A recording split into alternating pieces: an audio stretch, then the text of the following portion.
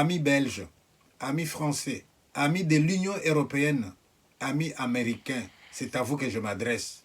Hier, à Kinshasa, il y a eu une manifestation plus ou moins violente. Cette manifestation n'était qu'un avertissement. Les Congolais veulent seulement vous dire qu'ils en ont assez. Si les Congolais arrivent à la violence, c'est parce qu'ils ont essayé les autres langages et jusqu'à maintenant, vous donnez l'air de ne pas comprendre. Les organismes internationaux, la MONUSCO et les autres, ont fait des rapports pour vous dire ce qui se passe dans l'est du Congo.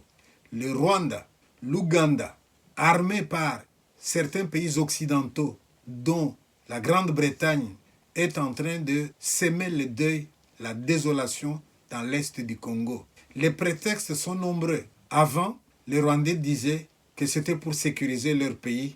Eh bien, nous sommes au-delà de 30 ans depuis le génocide. Qu'est-ce qu'il y a encore à nettoyer dans l'est du Congo, sinon semer le deuil et la désolation?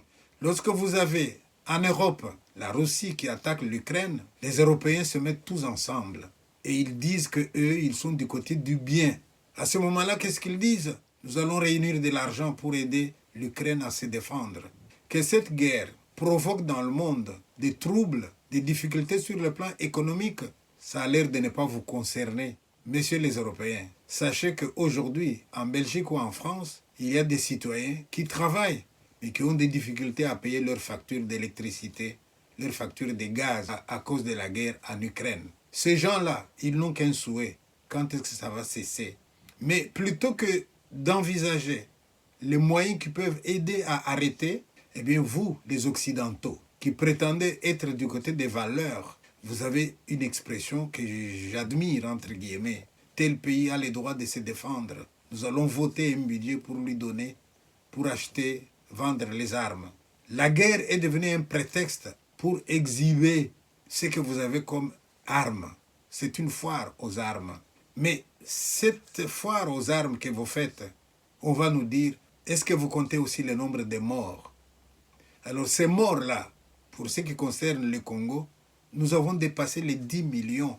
C'est 10 fois plus que ce que les Rwandais ont connu. Le Rwanda, aidé par les Occidentaux, se sent pousser des ailes. Et le Rwanda trouve que le Rwanda est devenu petit. Il faut élargir. Et pour élargir, il fabrique des rébellions qui sont plus armées que la MONUSCO. Et ça, c'est la MONUSCO qui l'a avoué et qui crée des misères dans notre pays.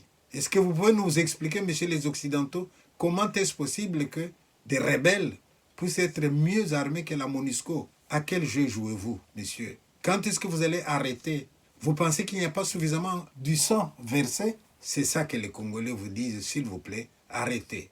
Messieurs les Occidentaux, vous qui prétendez être toujours du côté du bien, arrêtez d'être là comme observateurs. L'histoire va nous juger. Et le coupable dans cette affaire, ça ne sera pas seulement celui qui tue, mais ça sera aussi celui qui voit tuer et qui ne dit rien. Ça sera aussi celui qui voit tuer et qui donne aux autres le moyen de tuer.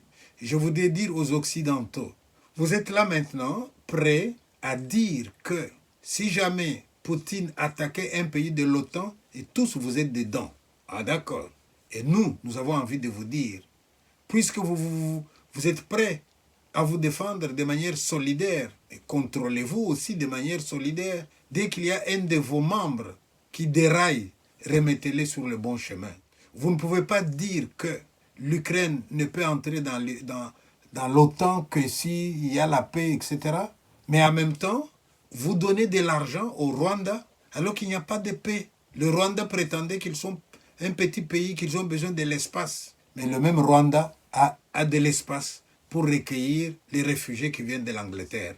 Mais vous, les Européens, pendant que les Anglais décident ça, qu'ils donnent l'argent, est-ce que vous avez la preuve que l'argent que vous envoyez là n'est utilisé que pour le but pour lequel vous les donnez?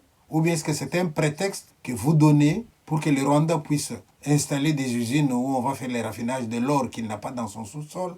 Alors que vous savez bien qu'avec cet argent, ils vont s'armer, ils vont attaquer, ils vont semer le deuil et la désolation. Messieurs les Européens, j'ose espérer que chaque fois que vous allez vous retrouver chez vous et que votre table est bien servie et que vous vous apprêtez à manger, ayez une pensée aux enfants de l'Est du Congo. Ayez une pensée pour les enfants qui meurent au Moyen-Orient. Ayez honte, s'il vous plaît. C'est Antoine de Saint-Exupéry qui avait dit « Être homme, c'est être responsable.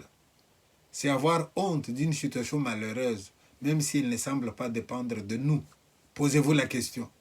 Est-ce que vous êtes de ceux qui bâtissent le monde ou est-ce que vous êtes de ceux qui détruisent le monde? Posez-vous la question. Est-ce que vous avez honte d'une action malheureuse, même si ce n'est pas vous qui l'avez posée? Posez-vous la question. Je voudrais dire particulièrement à la Belgique que lorsque les Congolais se sentent trahis par la Pologne, par l'Allemagne, par l'Angleterre, par la France, c'est un niveau.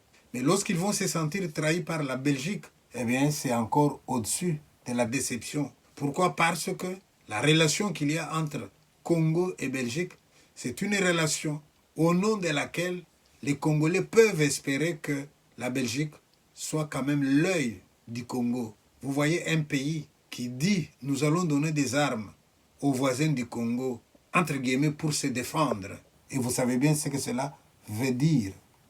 Et que vous, la Belgique, vous avez la présidence de l'Union européenne, eh bien, si vous vous taisez, votre silence aux yeux des Congolais, c'est un silence complice. C'était mon message d'aujourd'hui. Donc, quand je me réveille, que j'entends que l'armée israélienne est prête à donner le dernier paquet et que les autres disent déjà « nous ne savons pas où aller, sinon à la mort », eh bien, je souhaite que cette phrase-là touche vos cœurs, le cœur de chacun d'entre nous, que nous puissions dire quel est notre rôle, que nous ne puissions pas un jour essayer de tranquilliser notre conscience pour dire « nous ne savions pas ». Dans d'autres cultures, deux personnes qui se battent, il y a un qui viendra s'interposer, s'il vous plaît, arrêtez. Mais vous qui dites être du côté du bien, vous les civilisés, quand deux personnes se battent, on va dire, tiens, je t'apporte les armes, comme ça, défendez-vous, entretuez-vous. Si c'est cela la civilisation, eh bien, messieurs les Européens, posez-vous la question.